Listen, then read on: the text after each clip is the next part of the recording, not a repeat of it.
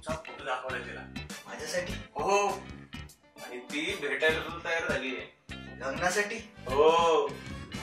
मग फोटो दाखव.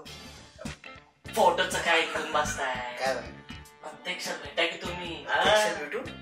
मोरासारखे डोळे, का बोलतो? रंगाने गोरी गोरी, का बोलतो? प्रीती झंडा सारखी स्माईल.